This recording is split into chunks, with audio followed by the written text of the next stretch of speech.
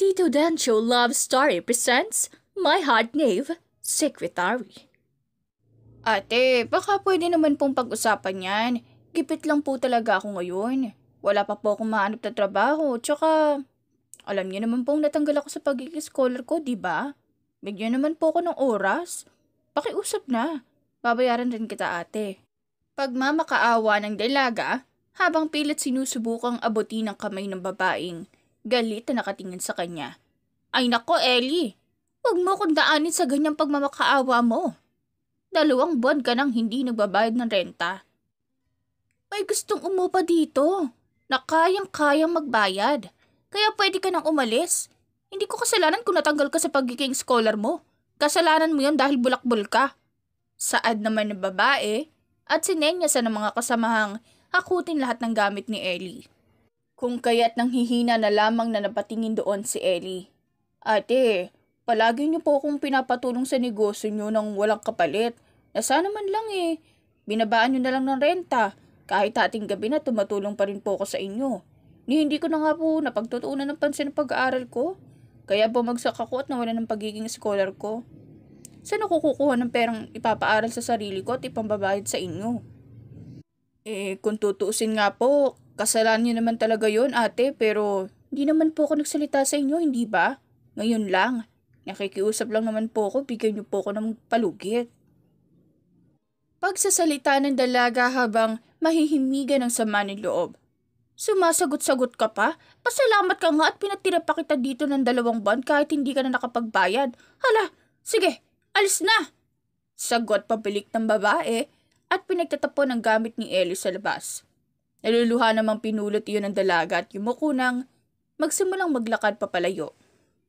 Hindi alintana ang pares ng mga matang nakamasid sa kanya. Paano na yan? Saan na ako pupunta ngayon? Nakakainis naman kasi si ate. Di makaintindi. Buti na lang talaga. Nilagyan ako ng malaking sawa dun sa ilalim ng higaan. Ay, lingkisan sana siya para naman pumatok yung mga taba niya sa katawan. Nakangusay nitong sabi sa sarili habang lilinga-linga sa paligid.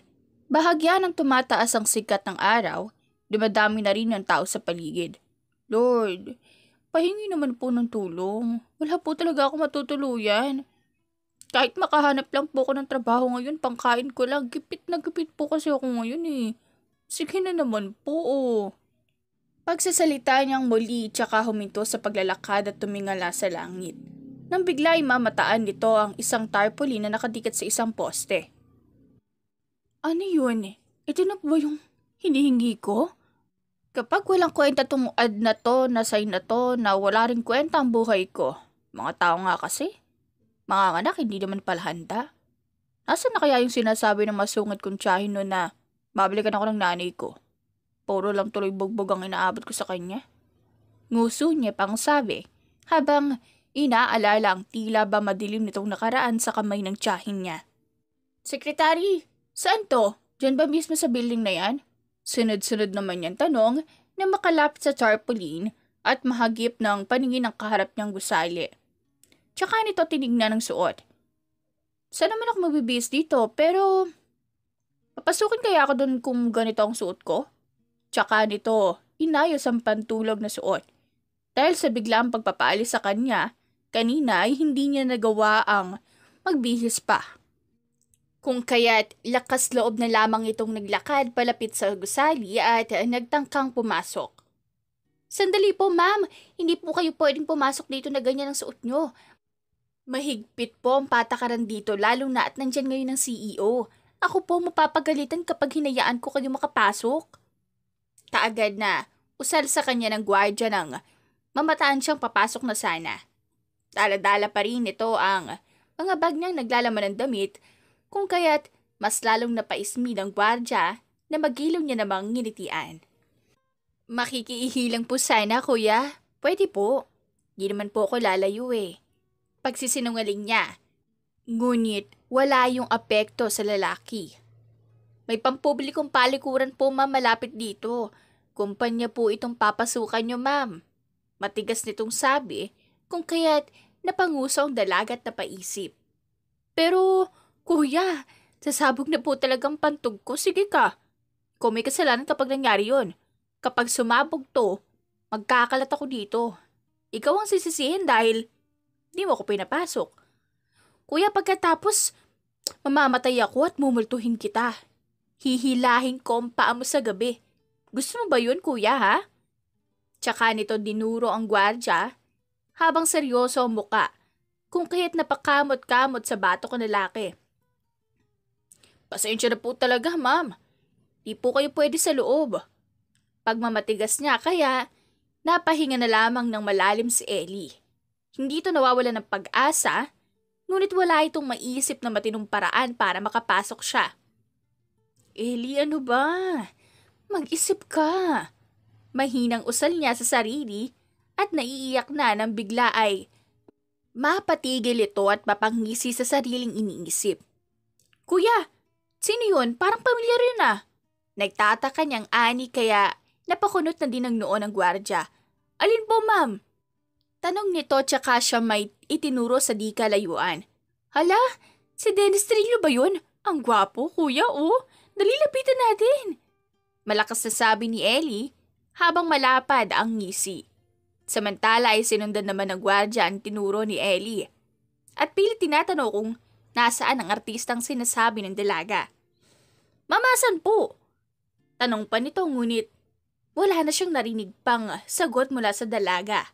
Kaya naman ay napalingon ito at nagtaka na wala na ang dalaga sa kinatatayuan. Ay, salamat. Nakapasok din. Lawak naman dito. Saan kaya dito yung opisina ng CEO para makapag-apply na? Hindi naman importante ang dress code. Tsaka, wala akong ganong damit. Ayan no, subukan na lang. Tsaka ito lilingalinga sa paligid para hanapin ang opisina ng CEO. Buti na lang talaga ututo si Kuya Guard. Dagdag pa niya, tsaka napahinto ng mapansin ng isang bahagyang mahabang pila. Kaya doon ay dumiretso at isipang magtanong. Excuse me, ano pong meron dito? Bakit kayo nakapila? May relief goods bang pinamimigay dyan? Pwede sumali? Sunod-sunod niyang tanong kaya't gulat na napalingon sa kanya ang lahat, tsaka siya tiningnan mula ulo hanggang paa. Pasensya na pero mga aplikante kami at hindi ito kuhanan ng relief goods. Paano ka nakapasok habang ganyan ang suot mo? Sagot sa kanya ng babae, sanhi para mapakagat ito ng labi. Bahagyang napaisip tsaka ngumiti. Dito na pala yun? Nakalimutan ko eh. Kaya ganito yung suot ko kasi nagmamadali akong pumunta dito. Tinawagan kasi ako ng amo ko para sabihin may nakakuha na raw ng posisyong ina-applyan nyo kaya pwede na kayong umalis. Malakas niyang sabi habang peki pa ring nakangiti.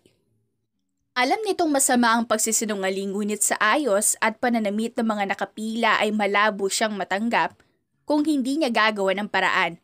Ano? Sinong amo? You mean yung CEO ba?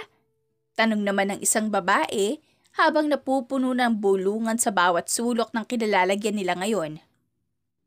Oo, yung CEO nga.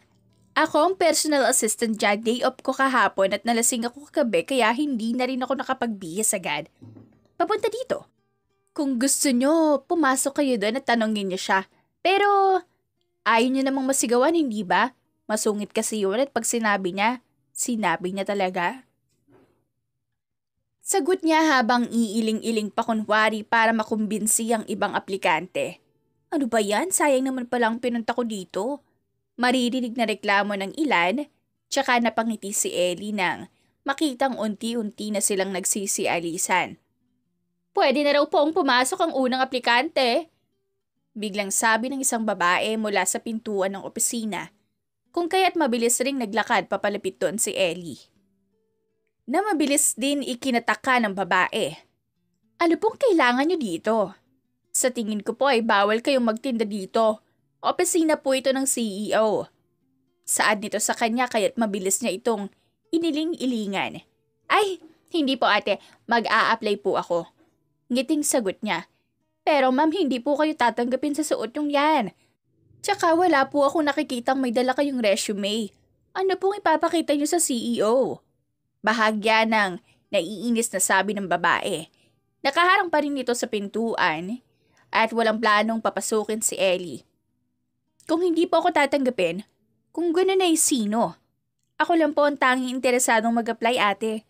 Kaya papasukin niyo na ako kung ayaw niyong tumilapon palabas. Sagot niya kung kaya't nanlalaki ang mata ng babae nang bigyan siya nito ng daan papasok. Magandang umaga po. Ako po si Ellie Salvidar, mag-a-apply para sa posisyong sekretary.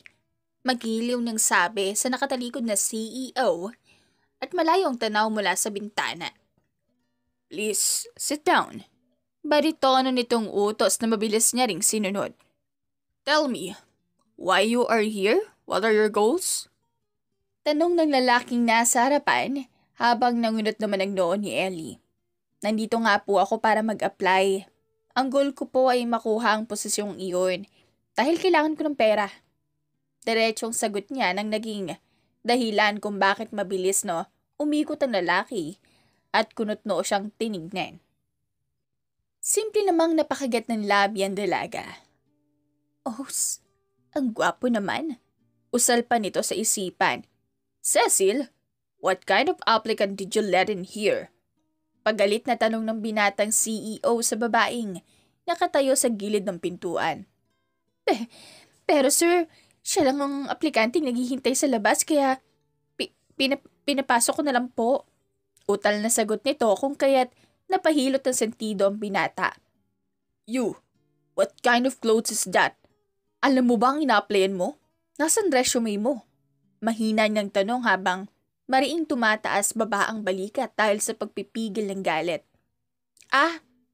Pantulog po ang suot ko. Hindi ba obvious? Tsaka wala akong resume. Di na kailangan yun. Anong silbi ng pagpunta ko dito kung hindi mo ko tatanungin tungkol sa background ko, di ba? Tsaka, walang ibang aplikante sa labas. Kaya wala kang choice. Hehe. Mahina pa itong natawa kaya't isang hingang malalim na lamang ang nagawa ng binata. Ano pa nga ba? You left me no choice. Anyway, so let's start with your skills, talent and abilities. The floor is yours now. Pagsusuko ng binata habang napatingin naman sa sahig si Ellie. Aanhin ko po itong sahig. Bakit pinamimigay niyo sa akin? Takanyang tanong dahilan para masama siyang tingnan ng binata. Ibig sabihin, sandaling huminto ang binata tsaka pinilit ikalmang sarili. Anong kaya mong gawin? Tanong niya. Kaya ko pong magluto, kaya ko pong maghugas ng pinggan, kaya ko magwalis, maglinis at kaya ko pong maglaba. Taas noon namang sagot ni Ellie. For heaven's sake, Miss Ellie, that's not the answer I am expecting. Hindi katulong ang posisyong kukunin mo. I am talking about what you can do for the STEM company. Halos pasigaw ng usal ng binata. Napapalanok naman si Cecil mula sa gilid.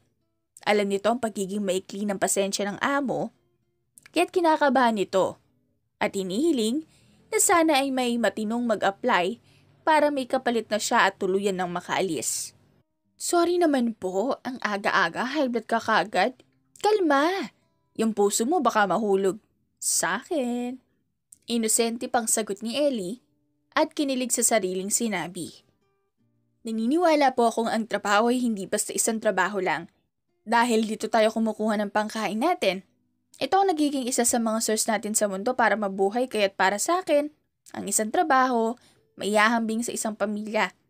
Hindi mo ito pwedeng balewalain lang, bagkus, ito ay dapat mong pahalagahan at mahalin. Paninimula ng dalaga, kaya't unti-unti ay nag-angat din ng tingin sa kanya ang binata. Kaya bilang pagpapakita ng pagmamahal sa trabaho, hinahaluan ito ng determinasyon at dedikasyon para malampasan lahat ng pagsubok na maaaring karapin sa isang trabaho.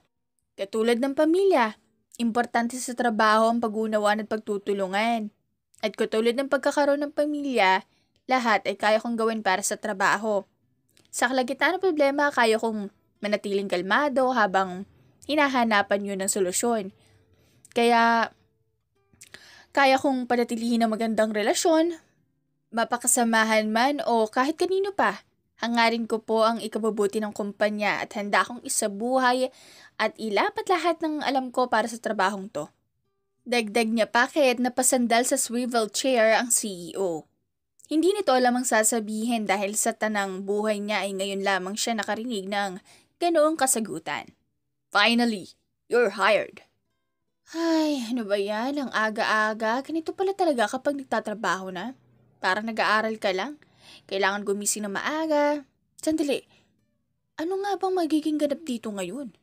Pagsasalita ni Ellie kinabukasan, tsaka lumapit sa mesa ng boss niya. Sandali pa itong napatingin sa plaque na naroon. Migo Navidad? Parang yung kinakanta ko lang kapag nangangaroling ako noon. Tsaka siya mahinang natawa, tinignan na nga ang planner na nakalapag lamang sa mesa ni Migo, ang kanyang amo. Hala, may conference meeting pala sila ngayon, 8:30 ng simula. Pero anong oras na? Nasaan naman kaya lalaking yun? Ay, esto si sir. Kala ko kapitbahay lang namin noon ang palagi nahuhuli sa lahat. Kahit pala ang isang CEO, ganun din. Halatang pinanindigan ng kasabihang, ang buhay ay hindi isang karera. Dagdag pa niya at tumiling-iling na lamang. Dahil siya lamang ang tao sa opisina, ay umuugong bawat galaw niya. Ilang sandali pa, dumating na rin si Migo. Nagmamadali ito at kaagad na may kinuhang flash drive sa mesa. What time is it? Malamig nitong tanong sa dalaga. 8:25 sir. 5 minuto na lang po magsisimula na ang meeting nyo. Sagot naman niya tsaka siya tinignan ni Migo. Did you check on our investors? Sunod nitong tanong na mabilis inilingan ni Ellie. Hala, hindi po sir. Di ko naman po alam kung nasa ng conference room dito tsaka mali ko ba? Siyempre, first time ko, di ba sir? Easy lang. On time lang naman ang dating mo. Sagot niya at nginitian ng binatang nagpupuyos na naman ng galit. Dang it! Hindi mo man lang sinabihang I'll be there in a minute o kahit ano, wala kang inabot? Tanang pa ni Migo. Umaasang sasagutin siya ni Ellie nang inaasahan niyang sagot ngunit kabaligtaran niyon. Sir, ang kulit lang. Hindi ko nga po alam kung nasan yung conference room Ituro niyo na lang po para malaman ko. Suhestyon ni Ellie, sanhi kung bakit mapapapikit na lamang si Migo at mapahinga ng malalim. Just turn right. Diretso mo lang ang mahabang pasalyong daraanan mo. Pagkatapos makikita mo sa labas ng pinto nakasulat doon na conference room. Mauuna ako doon. We are 5 people inside. Magdala ka ng kape and please, don't make unnecessary moves or unnecessary sound. Kalmadong tugon niya na mabilis ring tinangunan ng dalaga. Noted, sir. Samantala ilang minuto ang nakalilipas mula nang pumasok si Migo sa conference room at sinimula ng meeting ay kaagad ding pumasok doon si Ellie. Dalang tray ng kape at nakangiti ito habang nakatingin sa kanya. What the? Mahinang bulong ni Migo nang mamataan ang suot ng dalaga. Dahil sa pagmamadali kanina ay hindi niya na nagawa pang tingnan ang suot nito. Good morning po. Nandito na po ang kape nyo. Malambing pang sabi ni Ellie tsaka isa-isang inabot ang tasa ng kape. Mr. Navidad, saan mo nakuha itong sekretary mo at mukhang ngayon lang yata ako nakakita ng ganitong kape.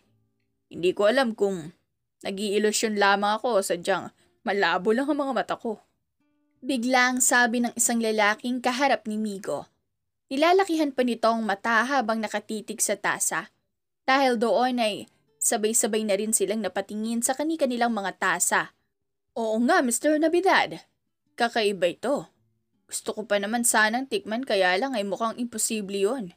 Sagot ng isa habang napapikit naman si Migo nang mapagtanto ang ibig sabihin ng mga investors. Ellie, I told you to bring us coffee. Yung maiinom na. What is this, huh? Bakit hindi ito nakatimpla? Were you trying to pull some prank here? Pagalit nitong sabi, kaya't nakangiwing lumapit sa kanya si Ellie. Pero Sir, sabi niyo po kape. Hindi niyo sinabing tinimplang kape. Sagot niya pa, tsaka pinaglaruan ng mga daliri sa kamay. Dang, Ellie. What are we going to do with this then? One more thing? What kind of clothes is that again? Ellie, a floral dress? Seriously? Hindi makapaniwalang tanong pa ni Migo. Nagkatinginan naman ang apat na investors. Hindi matukoy ang reaksyon sa mga mukha nila. Opo sir, floral dress. Maganda naman po tsaka bagay sa akin, hindi ba? Nabili ko lang po ito sa ukay-ukay eh. Gusto mo hanapan kita doon, sir? Nakangiting pagsasalita ni Ellie. Buong akala niya ay matutuwa doon sa Migo. Ngunit mahina lamang itong napahampas sa mesa. Tila nakalimutan nito ang mga kaharap niya. If you keep on acting like that, Ellie, then I'll have to fire you. Simpleng ani Migo at muling tiningnan ang kasuotan ng dalaga. Hindi nito may tatanggi sa sariling nagandahan siya kay Ellie. Ngunit hindi pa rin noon mapapawi ang inis niya. Mr. Nobidad, bigla itong hinawakan ng katabi ng investor sa braso. That's totally fine. To be honest, we find it so interesting and entertaining. Ang mga katulad ni Ellie ang kailangan natin sa paligid too. At least is the nervousness.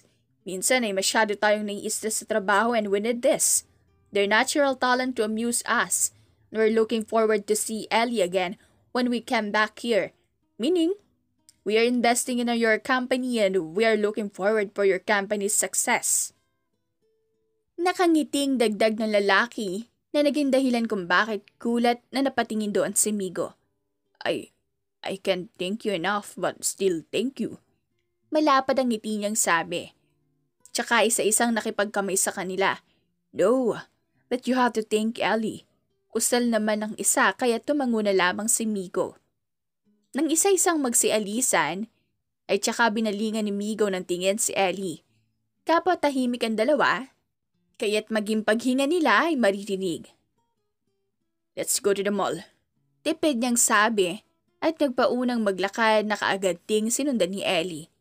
Sir, anong gagawin natin sa mall? Tanong ng dalaga. I'll get you some clothes and the uniform we'll have to wear here. Sagot nito, kung kaya tumango na lamang ang dalaga, tsaka sumakay sa kotse. Ilang minuto na lamang ang lumipas nang makarating sila sa mall. Halos manlaki ang mata ni Ellie sa kadahilan ng ito ang kauna-unahang pagkakataon na nakapasok siya sa ganong kagarang mall. Dito pala kayong mayayaman bumibili ng mga kailangan nyo. Kami kasi sa labas lang. Sa bangketa o kung saan may nagtitinda ng damit at iba pang kailangan namin, mura lang dun eh. Minsan may gusot, may sira o kaunting dumi pero sulit na yung binayad mo. Kailangan mo na lang pagtiyagaan, ayusin pagkatapos pwede mo na siyang gamitin ng ilang taon pa. Pagkukwento ni Ellie, kaya't sa una-unahang pagkakataon ay napatingin sa kanya si Migo nang hindi naiinis. Sa halip ay kita ang pagkamangha nito sa muka. That's good to know, but starting from now, as long as you're with me, you'll never have to buy those in that kind of place again. Tsaka niya hinawakan sa kamay ang dalaga at hinila papasok sa clothing line. Sanhi kung bakit mapatingin si Ellie sa mga kamay nilang magkahawak. Choose whatever you want here, it's on me. Pag-uutas ni Migo nang tuluyan itong bitawan ng dalaga. Pero sir, di po ako marunong mamili. Nag-aalangan po akong pumili kung hindi naman ako ang magbabayad. Kaya, mas mainam po kung ikaw na lang mamili. Paliwanag naman ni Ellie habang nakatingin sa nakahilerang mga damit. Lahat iyon ay magaganda at wala siyang hindi gusto doon. Kaya ayos lang kung anong piliin ni Migo para sa kanya. I bet you love dresses so. For sure, you like this. Mahinang pagsasalita ni Migo. Tsaka kinuha ang off-shoulder na bestida. Kulay pula iyon at see-through ang mahabang sleeve nito. Pitted din ang bewang nun. Tingin ko rin, you look better wearing this skirt with this shirt. Muling sabi ni Migo, tsaka pinasadahan ng tingin ang katawan ni Ellie. Dahilan kung bakit bahagyang napaatras ang dalaga dahil sa gulat. Mapupungay ang mga mata nito at tila ba mainit ang pagkakatingin sa dalaga. Opo, Mahilig din po ako sa ganyan, sir. Sagot na lamang ni Ellie at inabot ang paldang 100 lang layo mula sa tuhod niya at ang crop top shirt. Pero sir, hindi po ba masyado itong provocative? Pagtatanong niya, kaya't bahagyang tumabingi ang mukha ni Migo habang nakatingin sa kanya. It's only provocative in a few men's eyes who thinks dirty. Don't worry. Hindi ka naman magsusuot yan kung hindi mo ako kasama. Tumango naman lamang ang dalaga. Sa isip nito'y bahagya siyang kinilig at hindi makalimutan ang mga tinging pinukol sa kanya ni Miko. And then a few of this, sukat mo sa fitting room. Tingnan natin kung saan ang hindi magandang tingnan sa'yo. Aniya pa at dinala si Ellie sa fitting room, habang si Migo naman ay matiyagang naghintay. That dress looks perfect on you. Well, we'll have that. Aniya nang lumabas ang dalaga, suot ang dress. Ilang beses pang lumabas ang dalaga suot ang iba't ibang damit at lahat ay bagay kung kaya't malapad ang ngising ng binata. Nang biglang tumunog ang cellphone nito, "Mom?" Sagot niya habang hinihintay ang paglabas ni Ellie. "Hello, son? Where are you? Pinuntahan ka agad ng dad mo sa opisina pero wala ka doon. Please come home as soon as possible. We have an important things to discuss." Sagot naman ng ina mula sa kabilang linya. Mahihimigan ang pagiging seryoso ng tinig nito kung kaya't napakunot ang noo ni Migo. "What's the matter, Mom? I'll be on my way there." Tanong pa nito tsaka tumayo. "I want you to compose yourself on the way here, okay? Remember the girl I was talking to you before? Yung anak ng kumpare ng dad mo? She's here now." Muling sambit ng ina. "So, why do I still need to come then? I have work still to do, ma'am."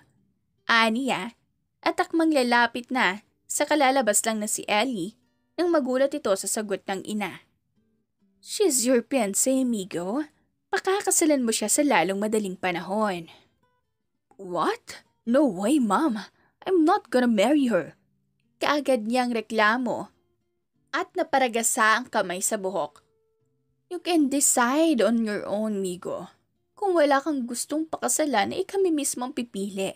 Whether you like it or not. Pupunta ka dito ngayon din." Tsaka mabilis na pinatay ng ina ang tawag. Kaya't napamura na lamang ito ng mahina. Pagkatapos ay napatingin ito sa dalagang si Ellie. Kaya't mabilis niya itong nilapitan.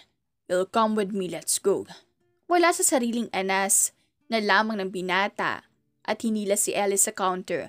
Matapos magbayad ay kaagad din silang umalis. Sir, saan po tayo pupunta? Bakit parang galit ka? Subukan po kayong umiti." Usal ng dalaga habang mahigpit ang pagkakahawak ni Migo sa steering wheel. "Mula ngayon, Migo na ang tawag mo sa akin. Pumunta tayo sa bahay naman at ipapakilala kita bilang girlfriend ko. Kung maaari, huwag kang magpapalatang hindi yun totoo. Do your best at tayong dalawa lang ang dapat makaalam. Ingatan mong walang makakaalam sa sekretong yun. In public, we'll have act like a couple, but don't worry, just tell me if you're uncomfortable. We don't have to do it privately." Litanya ni Migo. Bagamat naguguluhan at napupuno ng katanungan ng isipan ni Ellie, ay tumango na lamang ito at hindi na nagtangka pang magsalita. Kalahating minuto lamang ang lumipas bago sila tuluyang makarating sa bahay ng mga magulang ni Migo. "Ayos ka lang? Every time we'll go out, magkahawak na tayo lagi ng kamay, so please, sanayin mo ang sarili mo. Think this as a help you can do for me. I'll give you whatever you ask." Pagpasag ni Migo sa katahimikan ng makababa sila ng sasakyan at hawakan ng kamay ng dalaga. "Wala naman akong hinihinging kapalit kung makakatulong nga ito sa'yo. Buong puso ko itong gagawin. Hindi ko man alam kung anong nangyayari, bahala na, pero ikwento mo sa akin na, butang mo yun." Sagot naman ni Ellie at mahina pang humagikik, kaya't napangiti na lamang ang binata. Isang ngiting puno ng sinseridad. Sanhi kung bakit sandaling napatulala doon si Ellie. "Ang gwapo mo pala kapag ganyan ka ngumiti. Gusto kong kapalit ng pagpapanggap ko bilang nobya mo. Palagi kang ngingiti ng ganyan, Migo." Sabi pa niya, kaya ngumiti na lamang si Migo at inakay na itong pumasok sa loob. "Oh, mabuti naman at nakarating ka na, Migo. Kanina pa naghihintay itong si Kim dito. Nang makarating sila sa sala ay kaagad siyang sinalubong ng ina. Nasa likod nito si Ellie kung kaya't walang nakapansin sa presensya ng dalaga. Hi, Mio. It's nice to finally see you. Masaya akong pumunta ka dito. Actually, nagulat din ako nung sinabi nilang ikaw ang ikakasal sa akin. Kaso, alam ko namang mabait ka kaya pumayag na lang ako. Nasasabi ka kung makilala ka pa, Migo. Maamong usal ni Kim habang nakatayo at nakangiting nakatingin sa binata. Isang simpleng tango lang naman ang itinugon ni Miko. Tsaka ibinalik ang tingin sa ama't ina. Ma'am, Dad, gusto ko lang po kayong diretsuhin. Hindi ako naparito para pumayag sa kasal na sinasabi nyo. I won't marry her because I don't see her being with me in the future. Diretsuhang sabi niya dahilan para magulat silang lahat. Maging si Kim ay hindi rin alam ang re-react sa narinig. Anong kalokohan ang pinagsasabi mong yan, Migo? Kailan ka pa natutong sumaway sa amin? Nanggagalaiti namang tura ng ina. Hawak-hawak nito ang dibdib. Dahil sa pagkadismayang nararamdaman. Yun nga po. Kailanman hindi ko sinuway ang sinabi nyo kaya ngayon. Sa tingin ko naman ay ayos lang na hindi ko sundin ang sinasabi nyo. We are talking about the person I'll be with in the future. I just can't risk it with someone I don't love, Ma'am. Pagmamatigas na Miko. Ngunit isang sampalang natanggap nito galing sa ama. Sanhi kung bakit napalapit si Ellie at bahagya nitong inilayo ang binata. Dahil din doon, nagulat ang lahat nang makita siya. And who's this girl? Sino yung kasama mo, Migo? Tanong ng ina at ngumisi naman si Migo sa kabila ng hapding nararamdaman nito sa pisngi. Simple, Mom. I don't want to marry Kim because I have my girlfriend here. I hope you understand. Gulat ang tatlo sa narinig. Ultimo ang ina ni Migo ay nakaawangang labi at hindi alam ang sasabihin. Migo, you son of pa! Napailing-iling na lamang ang ama, tsaka napaupo. Paupo ang lahat. Pag-uutos pa nito, kung kaya't inalalayang maupo ni Migo si Ellie na bahagya ng nilalamig dahil sa kaba. Bakit hindi mo binanggit sa amin ang tungkol sa bagay na yan, Migo? Mahinahong tanong pa ng kanyang ama habang pilit pa rin nitong pinapakalma ang sarili. Dahil hindi pa naman po ngayon ang plano kong sabihin yun sa inyo. Gusto ko sanang pinutol nito ang sinasabi at sandaling tumingin kay Ellie na nagpilit ng ngiti sa kanya. Bahagya pa nitong pinisilang kamay ng binata para sabihing susuportahan niya ang lahat ng sasabihin ni Migo. Sa saktong birthday ko aminin ng lahat. Bukod dun, nahihiya pa si Ellie na umarap sa inyo at pinaghahandaan niya pa sana yun. Ayokong paasahin si Kim. Kaya pinilit ko na lamang siyang isama dito, right Ellie? Pagpapatuloy niya na mabilis sinang ayunan ng dalaga. Opo. Pasensya na po kung biglaan at kung nabigla kayo. Kayan pa man, natutuwa ako makilala kayo. Palagi po kayong kinukwento sa akin ni Migo. Sagot ni Ellie kaya't napukaw ang atensyon ng ina ni Migo. At ano namang sinasabi sa ni Migo tungkol sa amin, iha? Panguusisa nito kaya't nagsanhiyo ng kaba sa dalawa. Dahil doon ay nailibot ni Ellie ang paningin hanggang sa napatingin ito sa mga larawang nakadikit sa dingding habang paulit-ulit na pinipisil ni Migo ang kamay niya. Mahilig daw po kayong maglaro ng golf? Sir, habang mahilig naman po kayo sa bulaklak, ma'am.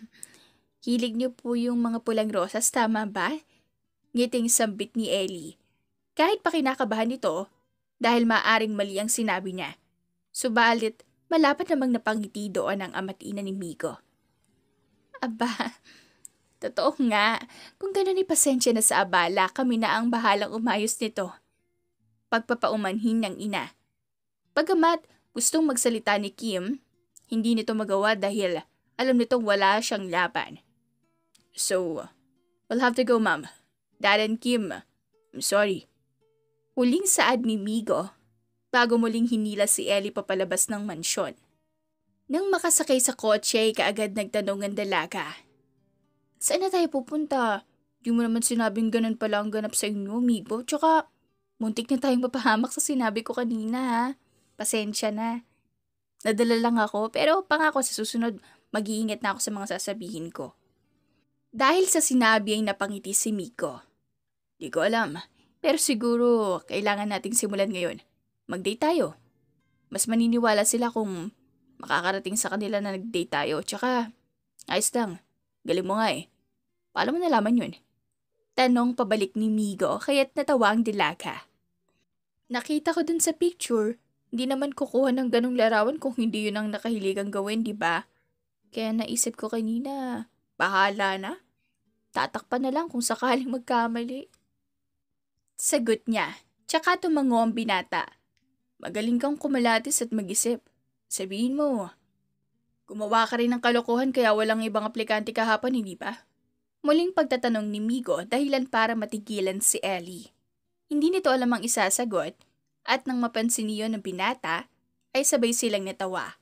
Silly girl. Pagkatapos noon ay masaya silang nag-date. Kapwa na pagtanto ng dalawang masarap kasama ang isa't isa. At dahil doon ay nasundan ang pagdidate na iyon ng maraming beses. Hiling mo palang panoorin ng mga bituin, Migo? Tanong ng dalaga nang mapansing nakatingala si Migo at pinapanood ang pagkislap ng mga bituin. Minsan lang kapag may iniisip ako. Naniniwala kasi akong katulad lamang ng madilim na gabi ang pag-iisip ko minsan. Kahit gaano yun kadilim, meron pa rin gagawa ng liwanag para magsilbing gabay sa mga susunod kong aksyon. Sagot ni Migo sanhi kung bakit napatingala na lang din si Ellie. Hulaan ko. Iniisip mo ba kung paano ka makakatakas sa sitwasyong to, Migo? Mahina niyang tanong, kaya napatingin sa kanya si Migo. Naisip nga niya iyon noon pero hindi niya maintindihan ng sarili kung bakit tila ba ayaw niya na itong matapos ngayon. Hindi yun, Ellie. Meron lang akong hindi maintindihan sa sarili ko. Ikaw, gusto mo bang makalaya na sa ganitong sitwasyon? Sa simpleng tanong na iyon ay kapwa silang parehong nasaktan sa hindi malamang kadahilanan. Hindi ko alam pero kapag dumating yung oras na kailangan na nating tapusin to, ayos lang. Tatanggapin ko. Sagot ni Ellie, tsaka simpleng napangiti. At doon din natapos ang pag-uusap nila nang wala nang magtangkapang magsalita. Kinabukasan, how's your sleep last night, love? Hindi ba't sinabi ko sa'yo magpahinga ka muna ngayon? Total, Friday naman na. Sa lubong ni Migo kay Ellie nang pumasok ito suot ang bestidang binili sa kanya ni Migo. Ano ka ba? Ayos lang ako, no? Di ba't marami ka pang dapat i-review at pirmahan sa opisina mo? Tutulungan na kita, love. Ngiting sagot naman ni Ellie kaya ay napangiti rin si Migo. Tsaka ito hinalikan sa noo. Sanhi kung bakit lumakas ang bulungan sa paligid. Lahat ay hindi pa rin makapaniwala. Ngunit natutuwa sa nakikitang pagmamahala ng dalawa. The best ka talaga. Hindi ako nagsasawang ikaw ang pinili ko, Ellie. Usal nito at sa pagkakataong iyon ay hindi niya alam kung parte ba iyon ang pagpapanggap. Hindi rin ako nagsisisi sa desisyon ko, Migo. Sagot naman ni Ellie at yumakap sa binata. Isang yakap na puno ng sinseridad. At natapos na nga ang araw na iyon na puno ng tamis at saya sa piling ng isa't isa. Ano? Pero hindi pa ako nakakapagbihis. Nadilim na naman ako sa magarang restaurant nang ganito lang ang suot ko. Biglang asik ni Ali kinagabihan nang ayain siyang kumain ulit sa labas ni Miko. Dahil doon ay pinasadahan siya ng tingin ng binata. Bakit? Ako naman ang pumili niyan para sa'yo dahil alam kong bagay na bagay yan sa'yo. Come here. Malumanin itong sabi kaya't kaagad ding lumapit sa kanya si Ellie. Tsaka ito nagulat nang hinapit siya ni Migo papalapit gamit ang brasong nakapalupot sa bewang niya. Migo, bakit? Tanong niya habang kitang-kita niya ang ginawang paglunok ni Migo. Dang, you're so hot. Sagot ng binata gamit ang seryoso at tila nagbabagang tingnik. Sanhi kong bakit malakas na kumalabog ang dibdib ng dalaga. Anong hot? Anong tingin mo sa akin, siling labuyo? Ikaw, Migo ha? Pinubola mo na naman ako. Tara na nga. Tanging sabi niya, dahilan kung bakit natawa ang binata at pinanood ang ginagawang paglalakad ni Ellie. Kung sana ay masasabi ko lang sa'yo kung paano ka isigaw ng puso ko, Ellie. Mahina niyang bulong na tila ba narinig ng dalaga. May sinasabi ka? Tanong pa nito sa kanya at tumiling naman siya sabay ngiti. Wala, sabi ko ang ganda mo. Sagot niya at hindi naman na iyon pinansin pa ni Ellie. Migo, may tanong ako. Ilang minuto na kalilipas, habang umaandar ang sasakyan ay biglang nagsalita si Ellie, kaya't napalingon na rin sa kanya si Migo. Naranasan mo na bang magmahal? Pagtatanong niya. Bago ko sagutin yan, gusto kong ikaw muna magkwento, Ellie. Sagot ni Migo. Dahilan para mapanguso ang dalaga. Daya mo naman eh. Aniya pa, ngunit wala ring nagawa ng tawan lamang siya ni Migo. Sa totoo lang, hindi ko alam ang tungkol sa bagay na yan noon. Lumaki akong walang ideya tungkol doon dahil di ko rin naman yung nararamdaman. Paninimula niya. Sa pamilya mo, Ellie, imposibleng hindi mo yun naramdaman sa kanila. Tsaka, sandali, wala kang binabanggit sa akin tungkol doon. Gusto ko silang makilala.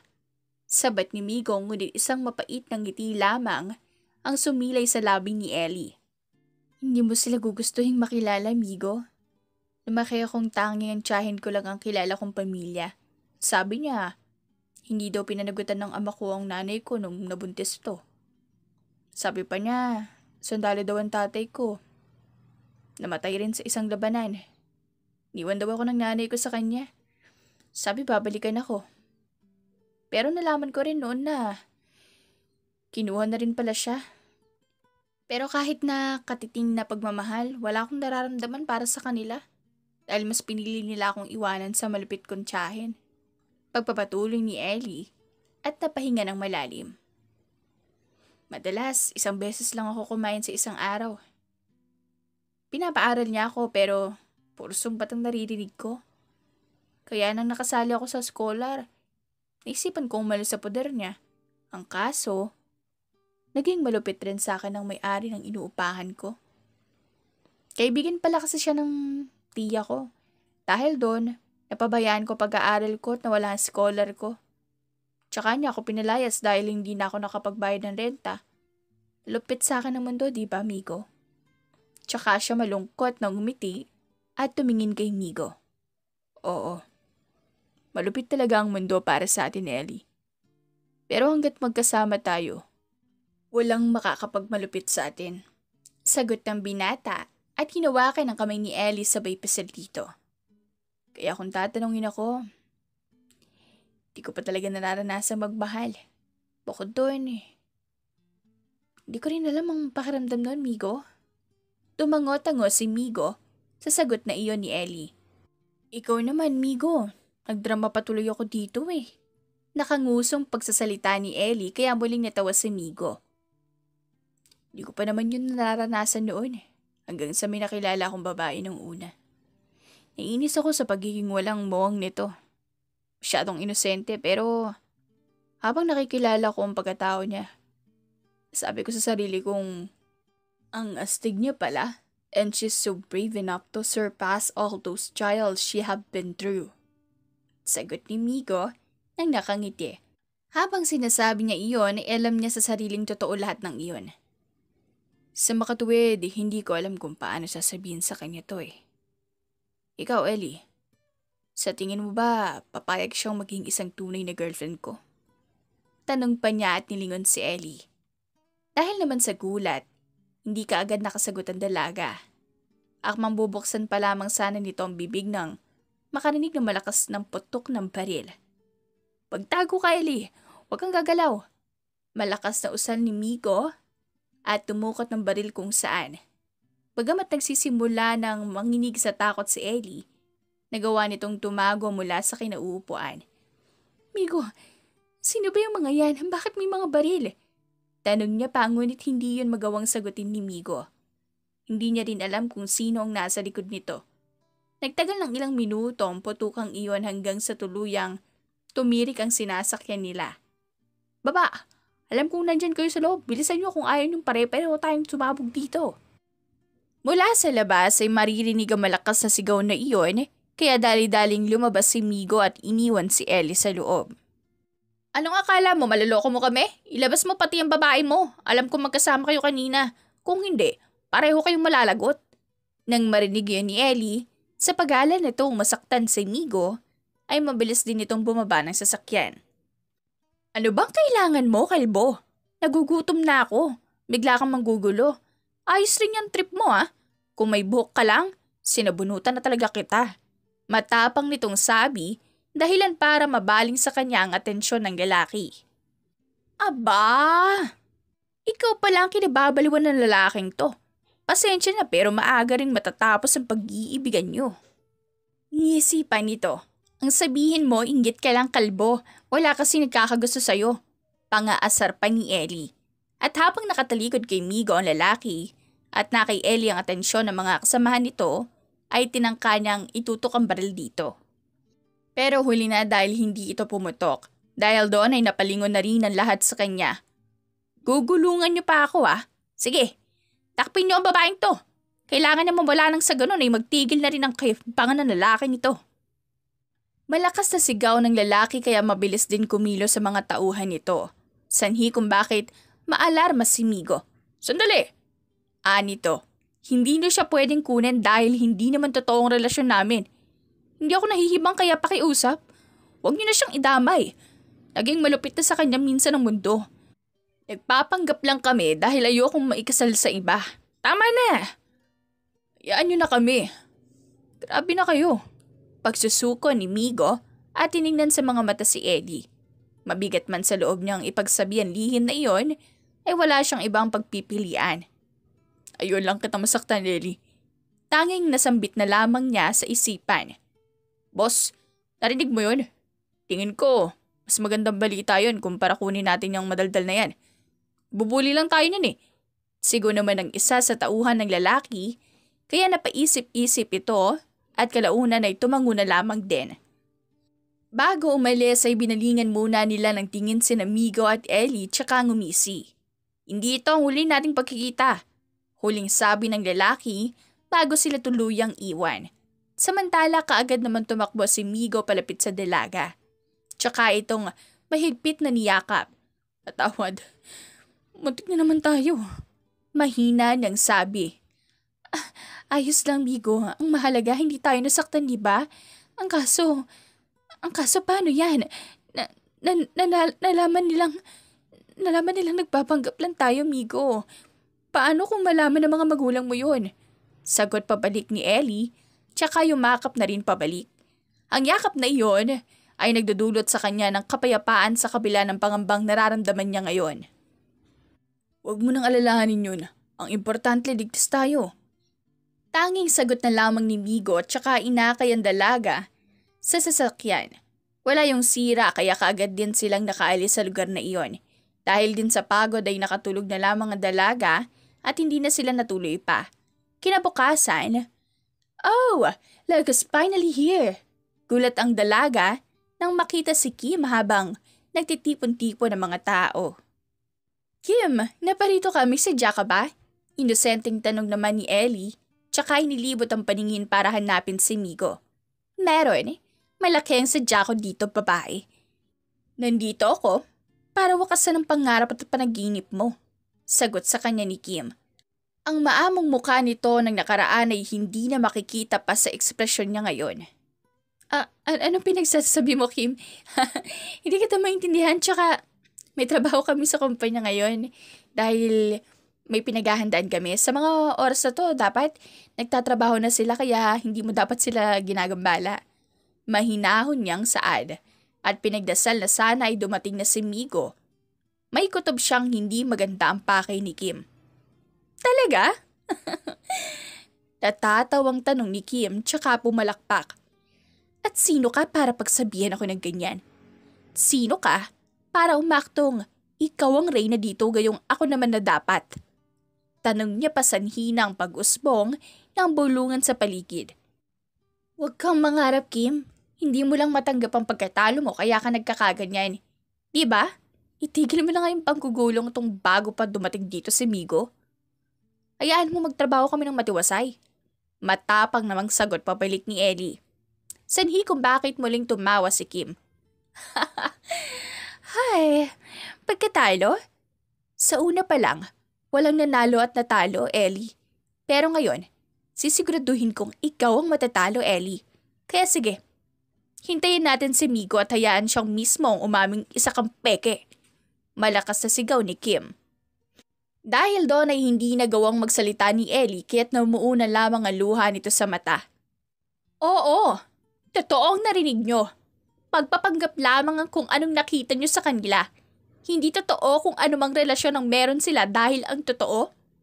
Ako ang piyansay ni Migo. Ako ang pakakasalan at nangangarap lamang ang babaeng ito. Dagdag pa niya dahilan kung bakit tila ba napaso si Ellie ng mga tinging nakapukol sa kanya. Sa pagkakataong ito, pakiramdam niya ay pinagmamalupitan na naman siya ng mundo. Ngunit alang-alang kay Migo ay hindi siya susuko. Kung gano'n, hindi malabong ikaw ang nasa likod ng pangyayari kagabi, tama ba Kim? Tanong niya kaya't hindi makaibig si Kim. Ikaw ang nag-utos sa mga kalalakihang yun para pagbabarilin kami. Sinabi mo pang dukutin ako, hindi ba? Dahil gusto mong mawala ako sa buhay ni Migo. Dahil gusto mong ikaw ang piliin niya sa huli. Tsaka siyang umisi at unti-unting naglakad papalapit kay Kim. Pero pasensya na Kim. Utu-utu lang ang mga inutusan mo at nagawa silang lokohin ni Migo. Dagdag pa niya kaya't mabilis na umangat ang kamay ni Kim. Akamang sasampalin na sana nito si Ellie nang marinig ang bariton ng boses mula sa unahan. Anong nangyayari dito? Lahat ay napatingin kay Migo at sabay namang lumapit sina Kim at Ellie sa kanya. Migo, nag-aalala ang tingin ni Ellie sa kanya. Migo, total nandito ka na rin? Bakit hindi mo sabihin sa kanilang ako ang piyansay mo? At papapanggap lang ang relasyon nyo. Total, alam na rin naman yun ng parents mo, di ba? Nakangising sambit ni Kim. Sanhi naman niyon ang pagkagulat ni Ellie. Gulat ka? Oo. Kagabi pa nila alam. Kahit anong sabihin mo tungkol sa akin, kahit isiwalat mo pa sa buong mundo na ako mga mastermind ng nangyari kagabi, di pa rin nun matatakpan ang katotohanang isa kang impostora. Isang basurang nagpapanggap na ginto. Isang hampas lupang nangangarap na ibigan ng isang prinsipe. Tsaka ito tumawa, kaya't hindi na nagawa pang magsalita ni Ellie. Sa loob-loob nito ay umaasa siyang ipagtatanggol siya ni Migo katulad ng pangako nito. Pero pasensya ni Ellie, hindi totoo ang fairy tale. Kung totoo man, ako ang kontrabidang sisira doon. Kaya ano pang hinihintay natin? Sabihin mo na Migo, sabihin mong totoo yun. Dagdag ni Kim at mas lalo pang lumapit sa binata. Habang napaatras naman si Ellie, pakiramdam niya ay wala na siyang laban pa dahil ni isang tingin ay hindi magawa sa kanya ni Migo. Totoo yun. Dalawang salitang ikinagunaw ng mundo niya, kaya't wala sa sarili itong napaalis, habang puno ng luha ang pisngi. Saan ka pupunta, Ellie? Mahinahong tanong ni Migo. Maya-maya nang pumasok ito sa opisina kasama si Kim. Dahil doon, hindi siya magawang tingnan ni Ellie. Tapos na naman ang trabaho ko, hindi ba? Tingin ko, kailangan ko nang umalis. Kaya yan, may resign na ako, Migo. Diretso niyang sabi at inilapag ang resignation letter sa mesa. Ano? Hindi. Hindi ka pwedeng umalis, Ellie. Hindi naman kita tinatanggal sa trabaho mo.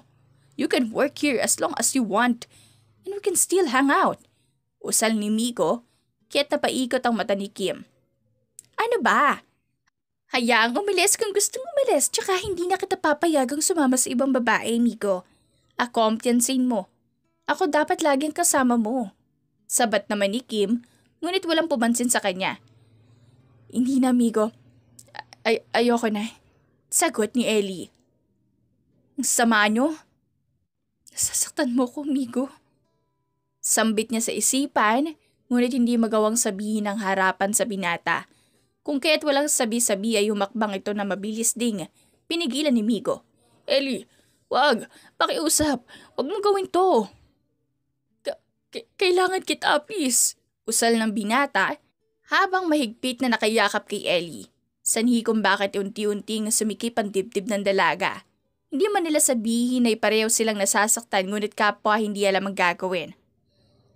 Huwag mo na akong pahirapan, amigo. Hayaan mo na akong umalis. Maghahanap ulit ako ng lugar kung saan hindi malupit sa akin ang mundo. At dahil sa sinabing iyon ay unti-unting lumuwag ang pagkakayakap sa kanya ni Migo. Muli sa gitna ng kawalan ay naglakad ito, hindi alam kung saan pupunta. Ngunit sa isip niya ay dama pa rin niya ang yakap ni Migo, ang lalaking mahal niya. Ang daya, ba't kailangan palagi na lang ako sinasaktan? Hindi ba pwedeng maging masaya naman ako? Tanong sa sarili kasabay din noon ay ang paghinto ng kulay itim na van na kaagad din siyang dinakip.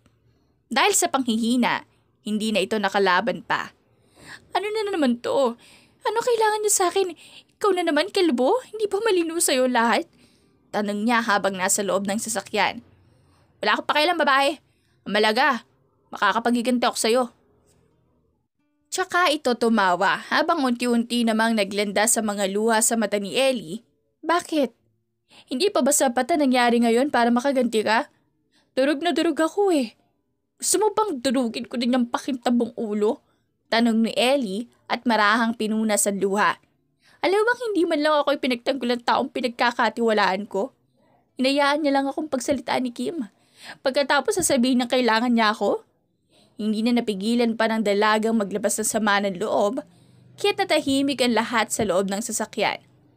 Alam ko namang wala akong karapatan pero nasasaktan ako eh. Oo, hindi totoong pinapakita namin sa publiko pero lahat ng ginawa ko totoo. Nung sinabi kong mahal ko siya sa harapan ng karamihan, totoo yun. Usal pa nito at muling humikbi. Huwag lang talaga magpapakita sa akin ang Kim na yun. Kung hindi, kikintab din ang ulo niya kagaya ng makintab niyang pagmumukha. Dagdag pa niya dahilan para matawa ang lalaki. Di pa rin naobra sa akin yan. Gusto ko pa rin makaganti pang bubuli mo sa akin. Ilang minuto ang nakaraan na makarating sila sa patutunguhan. Isang liblib na lugar iyon at walang silbi kahit pa sumigaw ka. Nasaan ang telepono? Tawagan niyo ang amigo na yon at sabihing nasa atin ang babae niya. Utos ng lalaki maya-maya kung kaya't napailing-iling si Ellie. Siguro kung may kintab din yung utak mo dahil walang laman no? Huwag niyo na nga abalahin pa si Migo dahil malamang kasama niya ang piyansay niya ngayon. Wala siyang pakialam kung ano man ang mangyari sa akin. Dahil hindi naman kami magkaano-ano. Sabi pa nito. Ngunit tila walang nakarinig sa kanya at ipinagpatuloy nila ang pagtawag kay Migo. Ilang minuto bago iyon tuluyang sagutin. Who's this? Malamig nitong tanong mula sa kabilang linya. Magandang umaga, Mr. Nabidad. Naalala pa ba ako? Tanong naman kaagad ng lalaki. Of course. How could I ever forget you? Isa ka sa dahilan kung bakit nangyayari to. Sagot ni Migo. Mahihimigan ang galit sa tinig nito. Kaya't kahit papaano ay napaisip si Ellie. Posible kayang galit siya dahil hindi rin niya gusto ang nangyayari? Tanong pa niya sa sarili at mabilis ding natauhan nang marinig ang malakas na tawa ng lalaki sa harap niya. Pasensya ka na at napag-utusan lang. Sabi nga nila, trabaho lang, walang personalan. Sabi nito ngunit hindi umimik si Migo. Siya nga pala. Nandito sa amin ang pinakamamahal mong babae. Ikaw ang bahala kung anong gusto mo. Kung pahihirapan namin siya o gagawa ng paraan para iligtas si Ellie. Nakita niyo na? Wala nga siyang pakialam sa akin, di ba? Mahirap bang intindihin yon? Pakawalan niyo na lang kasi ako at hayaang magpakalayo-layo. Kailangan talaga may part 2 itong paghihirap ko, ha? Pagtatanong niya kaya't malumanay siyang tinignan ng lalaki. Boss, pakawalan na lang natin to. Wala naman pala tayong mapapala dyan eh. Usal pa ng isa, ngunit umiling-iling ang lalaki. Hindi. Pakakasalan ko na lang siya. Total, ibang babae naman ang pakakasalan ng lalaking yun. E di ako na lang sasalo sa magandang binibining to. Sabi pa nito, dahilan kung bakit nanlaki ang mata ni Ellie. Ano? Hindi, nahihibang ka bang kalbo ka? Kahit kailan hindi ako magpapakasal sa kalbong kagaya mo. Naiiyak nitong sabi ngunit na natili pa rin ng tinging malumanay sa kanya ng lalaki. Buo na ang desisyon ko. Gusto kong ihandaan niyo siya dahil mamaya mangyayari ang pag-iisang dibdib namin. Wala sa sariling usal ng lalaki. Buang! Ni hindi ko nga alam ang pangalan mo eh. Sigaw ni Ellie tsaka sinubukang kumawala sa pagkakatali sa kanya. Kung ganun, pakakasalan mo na ba ako kapag nalaman mo pangalan ko? Tanong nito sa kanya nang nakangisi. Ako si Jumbo.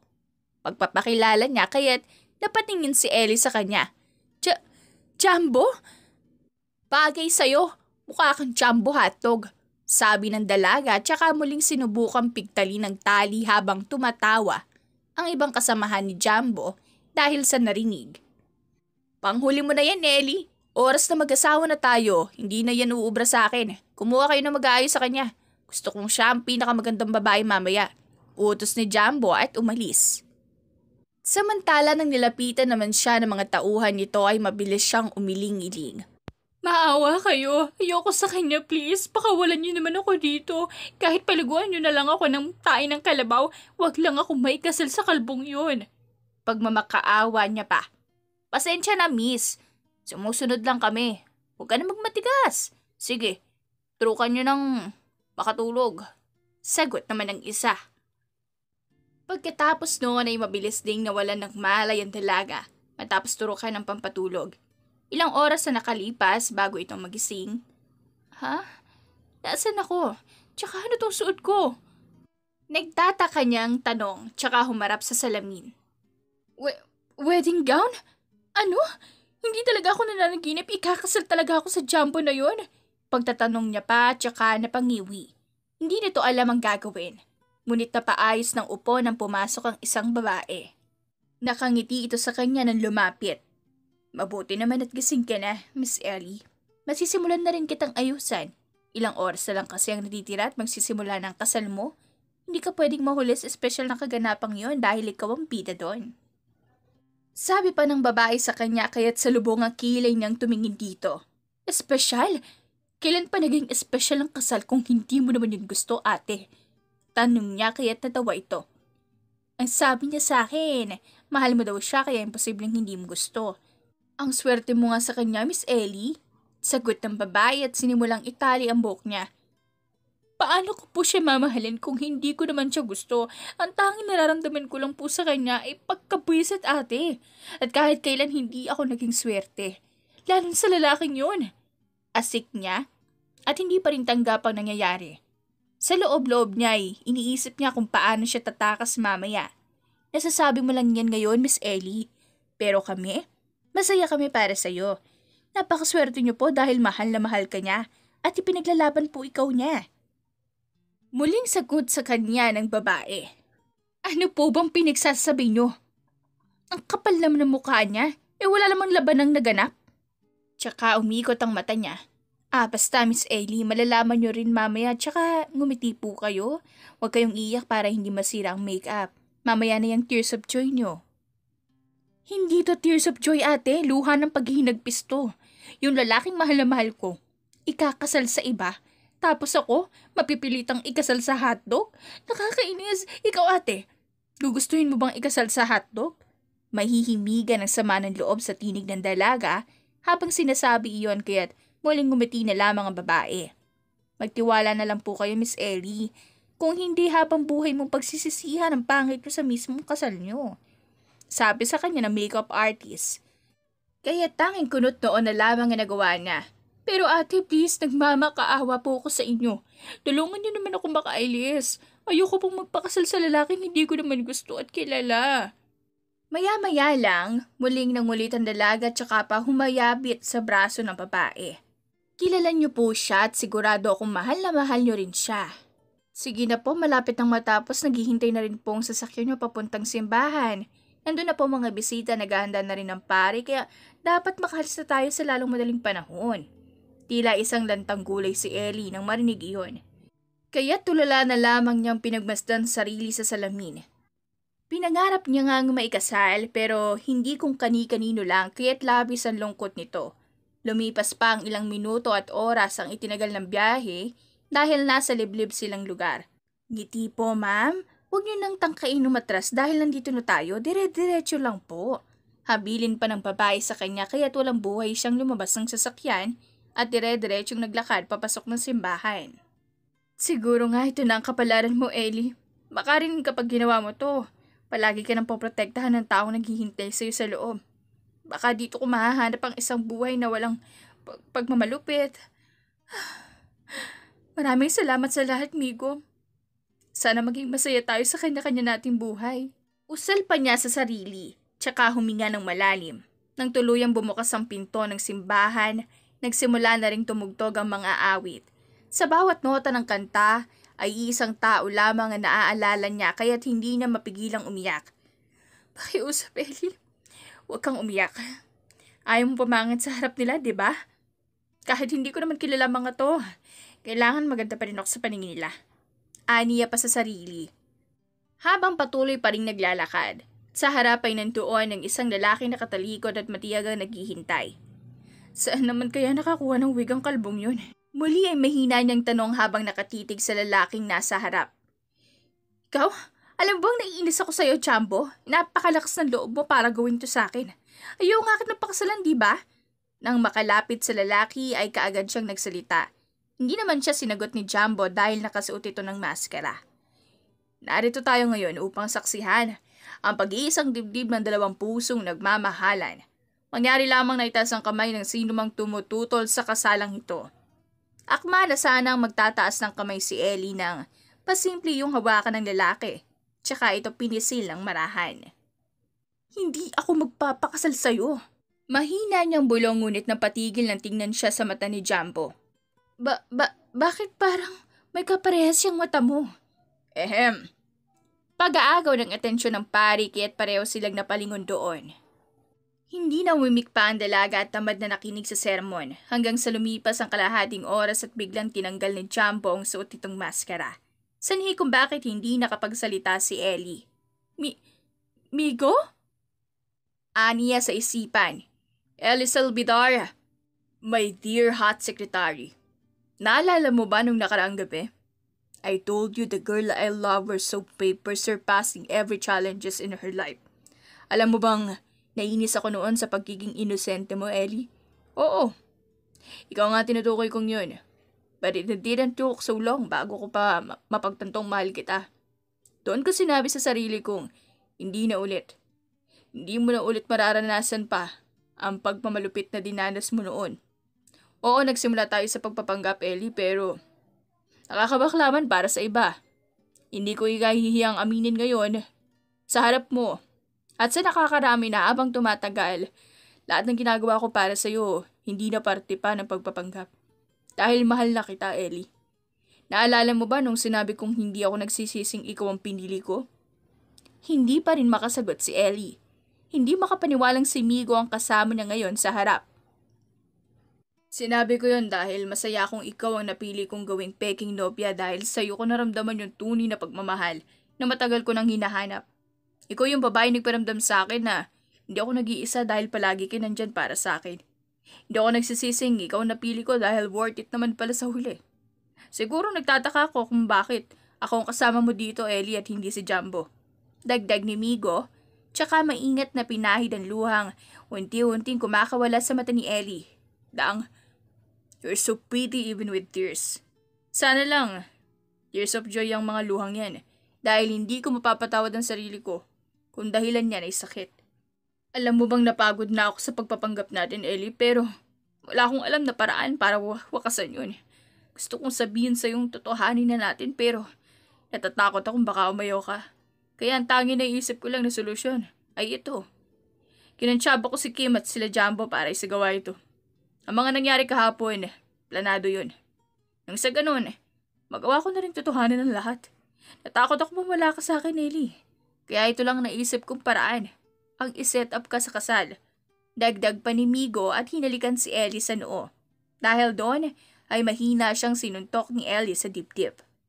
Nakakainis ka naman, Migo eh. Bakit kailangan mo pa akong paiyakin ha? Alam mo bang galit ako sa'yo kasi hindi mo ako pinagtanggol. Pero wala eh. Buong akala ko talaga wala na. Akala ko imposible nang mangyari to kaya pala ang saya-saya ni ate kanina habang inaayusan ako. Alam pala niya kung sino yung lalaking pakakasalan ko. Kukutusan ko talaga yun mamaya kapag nakita ko. Pero naiinis pa rin ako sa'yo, Migo. Kasi pinahiyok mo pa ako, kaso wag ngingiti, Migo, marupok ako eh. Mabilis na tinakpay ni Ellie ang pipig ni Migo nang makita itong nakangiti. Tsaka siya napahinga ng malalim. Oo na nga, suko na ako. Aminin ko na, ganun din ang nararamdaman ko noong mga panahong yun, Migo. Pinigilan ko yung sarili ko kasi imposible magkagusto ka talaga sa kagaya ko. Kaso, ang sakit pala nung harap-harapan mo nang iparamdam sa akin yun, Migo. Kaya, siguraduhin mo lang na pinlalo mo lang yun dahil kakalbuhin talaga kita. Sa totoo lang, hindi ko naman sasabihin ko dahil hindi ko naman ito napaghandaan. Dahil mo kasi. Pero ito lang masasabi ko. Migo, mahal kita. At ito ang pinakamasayang araw ko. Sa wakas, nahanap ko na rin ang purpose ko sa buhay.